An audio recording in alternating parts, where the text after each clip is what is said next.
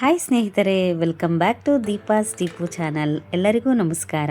ಸ್ನೇಹಿತರೆ, 2025ರ ಧನುರ್ಮಾಸ ಇದೇ 2025 ಡಿಸೆಂಬರ್ 16ರಿಂದ ಪ್ರಾರಂಭವಾಗಿ 2026 ಜನವರಿ 14ರಂದು ಮುಕ್ತಾಯಗೊಳ್ಳುತ್ತದೆ. ಅಂದ್ರೇನು, ಧನುರ್ಮಾಸ ಪೂಜೆ ಮಾಡುವ ಒಂದು ಸರಳ ವಿಧಾನವನ್ನು ತಿಳಿಸ್ಕೊಡ್ತೀನಿ ಫ್ರೆಂಡ್ಸ್. ಧನುರ್ಮಾಸ ಪೂಜೆನ ನಾನು ಸರಳವಾಗಿ ಮಾಡ್ತೀನಿ. ನಾನು ಯಾವ ರೀತಿ ಅಂದರೆ, ನನಗೆ ಅಷ್ಟು ಗೊತ್ತಿಲ್ಲ, ಆದರೆ ನಾನು ಒಂದು 5 ವರ್ಷದಿಂದ ಈ ಪೂಜೆನ ಮಾಡ್ಕೊಂಡು ಬಂದಿದ್ದೀನಿ. ನಾನು ಯಾವ ರೀತಿ ಮಾಡ್ತೀನಿ ಅನ್ನೋದನ್ನ ನಿಮ್ಮ ಮುಂದೆ ಹಂಚ್ಕೋತೀನಿ ಫ್ರೆಂಡ್ಸ್. ಮೊದಲನೇದಾಗಿ, ಧನುರ್ಮಾಸ ಅಂದರೆ ಏನಪ್ಪ ಅಂದರೆ, ಸೂರ್ಯನ ಪಥ ವೃಶ್ಚಿಕ ರಾಶಿಯಿಂದ ಧನುರ್ ರಾಶಿಗೆ ಪ್ರವೇಶ ಹೊಂದುತ್ತಾನೆ. ಯಾವಾಗ ಸೂರ್ಯ ಧನುಸ್ಸು ರಾಶಿಗೆ ಬರುತ್ತಾನೋ ಆ ದಿನದಿಂದ ಧನುರ್ಮಾಸ ಪ್ರಾರಂಭವಾಗುತ್ತೆ ಅಂತ ಅರ್ಥ.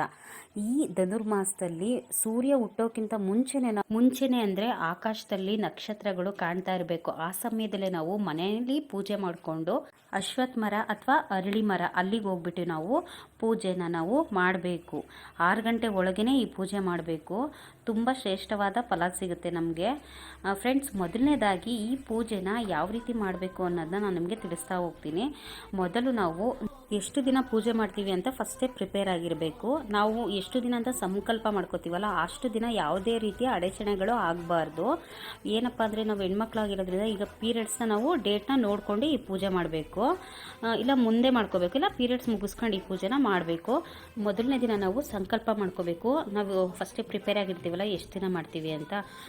ನಾವು ದೇವ್ರ ಮುಂದೆ ನಿಂತ್ಕೊಂಡು ಒಂದು ಬಿಳಿ ಬಟ್ಟೆ ತೊಗೊಂಡು ಅದನ್ನು ಅರಿಶಿನ ಬಟ್ಟೆ ಮಾಡಿಕೊಂಡು ಅದಕ್ಕೆ 1 ರೂಪಾಯಿ ಅಥವಾ 11 ರೂಪಾಯಿನ ಇಟ್ಬಿಟ್ಟು ಕಟ್ಬಿಟ್ಟು ದೇವ್ರ ಮುಂದೆ ಸಂಕಲ್ಪ ಮಾಡ್ಕೋಬೇಕು. ನೀವು ಯಾವ ಒಂದು ನಮ್ಮದು ಯಾವ ಕೆಲಸ ನೆರವೇರಬೇಕು ಅಂತ ಈ ಪೂಜೆ ಮಾಡ್ತಾ ಇದ್ದೀವಿ ಅಂತ ದೇವ್ರ ಮುಂದೆ ಒಂದು ಸಂಕಲ್ಪ ಅಂದರೆ ಅರ್ಕೆ ಮಾಡ್ಕೊಬೇಕು.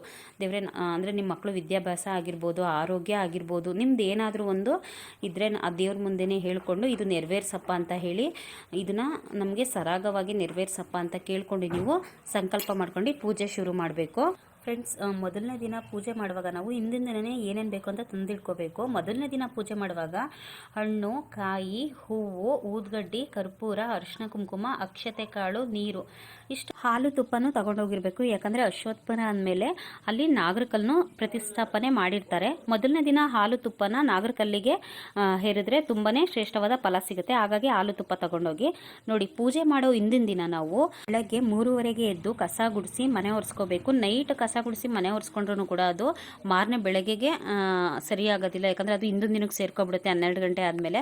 ಅದಕ್ಕೆ 3:30ಗೆ ಎದ್ದು ಕಸ ಗುಡಿಸಿ ಮನೆ ಒರೆಸಿ ನಾವು ಆಚೆ ಕಡೆ ಬಾಗಿಲೆಲ್ಲ ತೊಳೆದ್ಬಿಟ್ಟು ನೀಟಾಗಿ ರಂಗೋಲಿ ಬಿಡಿಸಿ ಆಮೇಲೆ ತಣ್ಣೀರು ಸ್ನಾನನೇ ಮಾಡ್ಕೋಬೇಕು. ಆಮೇಲೆ ತೊಳೆಯೋ ಪಾತ್ರೆ ಏನಾದ್ರು ಇದ್ದರೆ ನೀವು ಆಚೆ ಇಡಬೇಕು. ಅಡುಗೆ ಮನೇಲಿ ತೊಳೆಯೋ ಪಾತ್ರೆ ಇರಬಾರ್ದು. ರಾತ್ರಿನೇ ಬೇಕಾದರೆ ತೊಳೆದಿಟ್ಟು ಮಲ್ಕೊಂಡಿರ್ಬೋದು. ಆಮೇಲೆ ನಾವು ತಲೆಗೆ ತಣ್ಣೀರು ಸ್ನಾನನೇ ಮಾಡ್ಕೊಬೇಕು. ಕೆಲವ್ರಿಗೆ ಹುಷಾರಿಲ್ಲ ಅಂದರೆ ಬೇಕಾದರೆ ಉಗುರು ಬೆಚ್ಚಗಿರೋ ನೀರಲ್ಲಿ ಸ್ನಾನ ಮಾಡ್ಕೋಬೋದು. ಕೆಲವರು ಬಿಸಿ ನೀರಲ್ಲಿ ಸ್ನಾನ ಮಾಡ್ಕೊಂಡು ಲಾಸ್ಟಿಗೆ ಒಂದು ಚಮ್ ತಣ್ಣೀರು ಬಗ್ಸ್ಕೊಂತಾರೆ. ನಾನು ಮಾತ್ರ 9 ದಿನವೂ ಕೂಡ ತಲೆ ಸ್ನಾನ ತಣ್ಣೀರಲ್ಲೇ ಮಾಡ್ಕೊತೀನಿ. ಅದಾದಮೇಲೆ ನಾನು ಮನೆ ದೇವರಿಗೆ ಫಸ್ಟು ಪೂಜೆ ಮಾಡ್ತೀನಿ. ಗಣೇಶ ನಮ್ಮನೇಲಿ ಚಿಕ್ಕ ವಿಗ್ರಹ ಇದೆ. ನಿಮ್ಮ ಹತ್ರ ಗಣೇಶ ಇಲ್ಲ ಅಂದರೆ ಒಂದು ಸಗಣಿನಲ್ಲಿ ಗರ್ಕೆ ಹಾಕಿ ಗಣೇಶನ ರೆಡಿ ಮಾಡ್ಕೊಳ್ಳಿ. ಮಾಮೂಲಿ ಮನೆ ದೇವರಿಗೆ ದೀಪ ಹಚ್ಚಿ ನೀವೇನಾರು ನೈವೇದ್ಯಕ್ಕೆ ಮೊದಲನೇ ದಿನ ಅಂತ ಬೆಲ್ದನ ಏನಾರು ಮಾಡಿದರೆ ಅದನ್ನು ಅಲ್ಲಿಡಿ.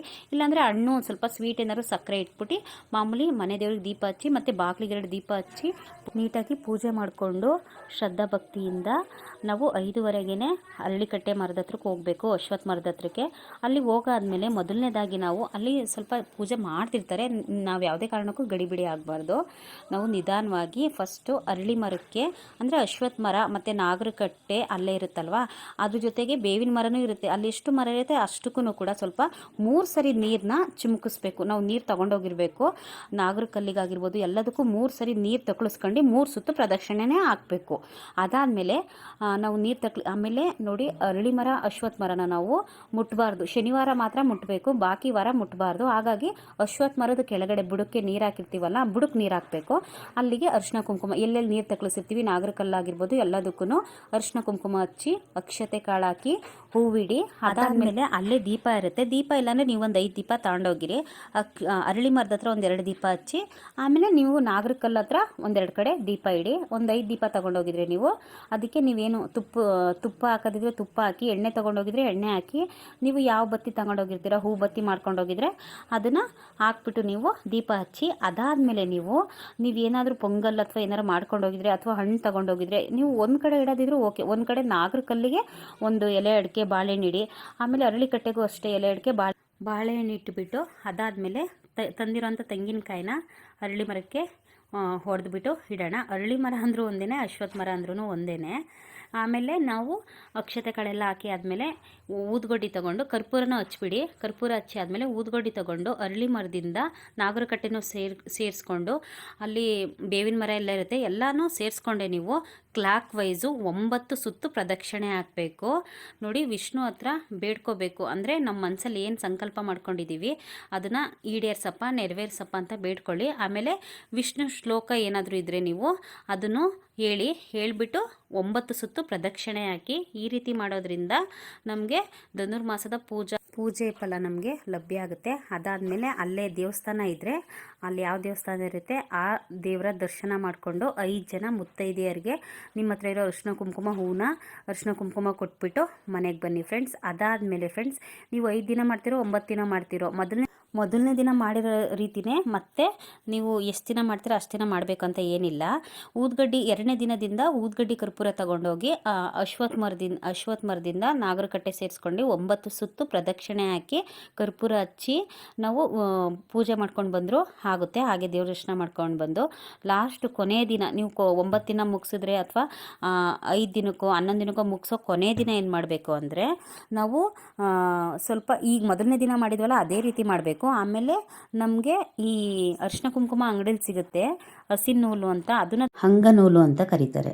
ತಗೊಬಂದು ನೀವು ಕೊನೆಯ ದಿನ ಅಶ್ವತ್ಥ ಮರ ಇರುತ್ತಲ್ವಾ ಅದಕ್ಕೆ 9 ಸುತ್ತು ಪ್ರದಕ್ಷಿಣೆ ಹಾಕಿ ಆದಮೇಲೆ ಅಶ್ವತ್ಥ ಮರ ಒಂದೇ ಇದ್ರೂ ಓಕೆ, ಅಥವಾ ಬೇವಿನ ಪಕ್ಕದಲ್ಲಿದ್ದರೆ ಎರಡಕ್ಕೂ ಸೇರಿಸಿ ನೀವು ದಾರನ ಸುತ್ತಬೇಕು. 9 ಸುತ್ತು ದಾರನ ಸುತ್ತಬೇಕಾಗುತ್ತೆ. ಆ ಮರ ಏನಾರ ದೊಡ್ಡದಿದ್ರೆ ನೀವು ನೋಡ್ಕೊಂಡು ಬಂದಿರಿ, ದೊಡ್ಡ ದಾರದುಂಡೆ ತಗೊಂಡೋಗಿ ಕ್ಲಾಕ್ ವೈಸು ಪ್ರದಕ್ಷಿಣೆ ಹಾಕಿ ಆದಮೇಲೆ ನೀವು 9 ಸುತ್ತು ದಾರ ಸುತ್ತಬೇಕು. ದಾರ ಸುತ್ತಬಿಟ್ಟು ದೇವ್ರ ಹತ್ರ ನಮ್ಮ ಸಂಕಲ್ಪ ಇವತ್ತಿಗೆ ನೆರವೇರ್ತಪ್ಪ, ನಮಗೆ ನಾವು ಅಂದ್ಕೊಂಡಿರೋದನ್ನ ಈಡೇರ್ಸಪ್ಪ ಅಂತ ದೇವ್ರ ಹತ್ರ ಕೇಳ್ಕೊಳ್ಳಿ. ಅದಾದಮೇಲೆ ನೀವು ಏನಾದರೂ ಪೊಂಗಲ್ಲು ಏನಾದರೂ ಮಾಡ್ಕೊಂಡೋಗಿರಿ, ಕೊನೆ ದಿನ ಅಲ್ವಾ, ಅಲ್ಲಿ ಬಂದಿರ್ತಕ್ಕಂಥ ಮುತ್ತೈದರಿಗೆಲ್ಲ ಅದನ್ನು ಪ್ರಸಾದನ ನೀವು ಕೊಡ್ಬೋದು. ಆಮೇಲೆ ಕೊನೆ ದಿನ ನೀವು ಅಲ್ಲೇ ದೇವಸ್ಥಾನ ಇರುತ್ತಲ್ಲ ಅದೇ ದೇವಸ್ಥಾನಕ್ಕೂ ಹಣ್ಕಾಯಿ ಮಾಡಿಸ್ಬಿಟ್ಟು, ಅಲ್ಲಿ ನವಗ್ರಹ ಇದ್ದರೆ ನೀವು ಕೂಡ ಈ 9 ದಿನವೂ ಕೂಡ ಅಲ್ಲಿ ನವಗ್ರಹನೂ ಕೂಡ ಸುತ್ತಿ, ಈ ಅರಳಿ ಮರ ಪ್ರದಕ್ಷಿಣೆ ಹಾಕಾದ್ಮೇಲೆ ಅಲ್ಲಿ ನವಗ್ರಹ ಇದ್ದರೆ ಅದನ್ನು ಕೂಡ ಸುತ್ತಿ, ಕೊನೆ ದಿನ ಏನು ಮಾಡಿ ಗೊತ್ತಾ, ನೀವು ಪ್ರಸಾದ ಏನಾರು ಮಾಡ್ಕೊಬಂದಿರ್ತೀರಲ್ಲ ಅದನ್ನು ಆ ದೇವಸ್ಥಾನದಲ್ಲಿ ಅರ್ಚಕರು ಇರ್ತಾರೆ ಅವ್ರಿಗೆ ಕೊಡಿ, ಪೂಜೆ ಮಾಡಿಕೊಡಿ ಅಂತ ಅವ್ರು ಪೂಜೆ ಮಾಡಿಕೊಡ್ತಾರೆ. ಅದಾದಮೇಲೆ ನೀವು ಅಲ್ಲಿರೋ ಮುತ್ತೈದೆಯರಿಗೆ ನೀವು ಪ್ರಸಾದವಾಗಿ ಕೊಡ್ಬೋದು. ಕೊಟ್ಬಿಟ್ಟು ಅವತ್ತಿಗೆ ನಿಮ್ಮ ಪೂಜೆನ ಮುಗಿಸಿ. ನೋಡಿ ಸ್ನೇಹಿತರೆ, ಈ ಧನುರ್ಮಾಸ ಅಂದರೆ ತುಂಬಾ ಶ್ರೇಷ್ಠವಾದದ್ದು. ಅಂದರೆ ಧನುರ್ಮಾಸದ ಅಧಿದೇವರು ಯಾರಪ್ಪ ಅಂದರೆ ವಿಷ್ಣು ಆಗಿರ್ತಾರೆ. ಹಾಗಾಗಿ ನಾವು ಒಂದೇ ಒಂದು ದಿನ ಕೂಡ ಧನುರ್ಮಾಸ ಪೂಜೆ ಮಾಡಿದರೆ ತುಂಬಾ ಒಳ್ಳೆಯದಾಗುತ್ತೆ. ಅದರಲ್ಲೂ ಅರಳಿ ಕಟ್ಟೆಗೆ ಹೋಗಿ ಪೂಜೆ ಮಾಡೋದ್ರಿಂದ ನಮಗೆ ತುಂಬ ಒಳ್ಳೆಯದಾಗುತ್ತೆ ಅಂತ ಹೇಳ್ಬೋದು. ಧನುರ್ಮಾಸ ಪೂಜೆ ನಮಗೆ ಈ ಸಂತಾನ ಭಾಗ್ಯ, ಆರ್ಥಿಕ ಸಮಸ್ಯೆ, ಮಕ್ಕಳ ವಿದ್ಯಾಭ್ಯಾಸ ಮತ್ತು ನಮಗೇನಾರ ಆರೋಗ್ಯ ಸಮಸ್ಯೆ ಇದ್ದರೆ ಎಲ್ಲದಕ್ಕೂ ಕೂಡ ಒಳ್ಳೆಯದಾಗುತ್ತೆ. ಏನಪ್ಪ ಅಂದರೆ ಈ ಅರಳಿ ವೃಕ್ಷದಲ್ಲಿ ಒಂದು ಶುದ್ಧವಾದ ಆಮ್ಲಜನಕ ಬಿಡುಗಡೆ ಆಗ್ತಿರುತ್ತೆ. ಆ ಗಾಳಿನ ನಾವು ಉಸಿರಾಡೋದ್ರಿಂದ ನಮಗೆ ಉಸಿರಾಟ ತೊಂದರೆ ಆಗಿರ್ಬೋದು, ಗರ್ಭಕೋಶದ್ದು ಯಾವುದೇ ರೀತಿ ತೊಂದರೆ ಆದರೂ ಕೂಡ ಎಲ್ಲವೂ ನಿವಾರಣೆ ಆಗುತ್ತೆ ಅಂತ ಹೇಳ್ಬೋದು. ಸ್ನೇಹಿತರೆ ಧನುರ್ಮಾಸ ಪೂಜೆ ಮಾಡುವಾಗ ವಿಶೇಷವಾಗಿ ನೆನ್ಪಿಟ್ಕೊಳ್ಳಿ, ನಾವು ನಾನ್ ವೆಜ್ನ ತಿನ್ನೋ ಆಗಿಲ್ಲ. ನಾವು ಎಷ್ಟು ದಿನ ಧನುರ್ಮಾಸ ಪೂಜೆ ಮಾಡ್ತೀವೋ ಅಷ್ಟು ದಿನ ಕೂಡ ನಾನ್ ವೆಜ್ ತಿನ್ನೋ ಆಗಿಲ್ಲ. ಹಾಗೆ ಬ್ರಹ್ಮಚರ್ಯನ ನಾವು ಪಾಲಿಸಬೇಕಾಗತ್ತೆ ಸ್ನೇಹಿತರೆ. ಗಂಡಸರು ಕೂಡ ಈ ಧನುರ್ಮಾಸ ಪೂಜೆನ ಮಾಡ್ಬೋದು. ಅವ್ರಿಗೇನಾರ ಅವರ ಒಂದು ಕೆಲಸದಲ್ಲಿ ನಷ್ಟ ಆಗಿದ್ರೆ ಅವರು ಕೂಡ 1 ದಿನ ಅಥವಾ 5 ದಿನ ಈ ರೀತಿ ಸಂಕಲ್ಪ ಮಾಡಿಕೊಂಡು ಪೂಜೆ ಮಾಡ್ಬೋದು ಸ್ನೇಹಿತರೆ. ಎಲ್ರಿಗೂ ಕೂಡ ಒಳ್ಳೆಯದಾಗುತ್ತೆ ಸ್ನೇಹಿತರೆ. ಈ ಅರಳಿ ಮರದ ಬುಡದಲ್ಲಿ ಬ್ರಹ್ಮದೇವ, ಮಧ್ಯದಲ್ಲಿ ವಿಷ್ಣುದೇವ, ಮೇಲ್ಗಡೆ ತುದಿಯಲ್ಲಿ ಶಿವನು ನೆಲೆಸಿರುತ್ತಾರೆ. ಆದ್ದರಿಂದ ಈ ತ್ರಿಮೂರ್ತಿಗಳನ್ನು ಒಂದೇ ವೃಕ್ಷದಲ್ಲಿ ನಾವು ಪೂಜೆ ಮಾಡೋದ್ರಿಂದ ತುಂಬಾ ಒಳ್ಳೆಯದಾಗುತ್ತೆ ಸ್ನೇಹಿತರೆ. ದಯವಿಟ್ಟು ಈ ಮಾಸದಲ್ಲಿ ಯಾರೆಲ್ಲ ಪೂಜೆ ಮಾಡ್ತೀರಾ ಎಲ್ರಿಗೂ ಕೂಡ ಒಳ್ಳೆಯದಾಗುತ್ತೆ ಅಂತ ಹೇಳ್ಬೋದು. ಯಾರೆಲ್ಲ ನನ್ನ ವಿಡಿಯೋ ನೋಡ್ತಾ ಇದ್ದೀರಾ, ನನ್ನ ವಿಡಿಯೋ ಇಷ್ಟ ಆದರೆ ಒಂದು ಲೈಕ್ ಮಾಡಿ, ಹಾಗೆ ನನ್ನ ಚಾನಲ್ನ ಸಬ್ಸ್ಕ್ರೈಬ್ ಮಾಡ್ಕೊಳ್ಳೋದನ್ನ ಮರಿಬೇಡಿ ಸ್ನೇಹಿತರೆ. Thank you for watching video.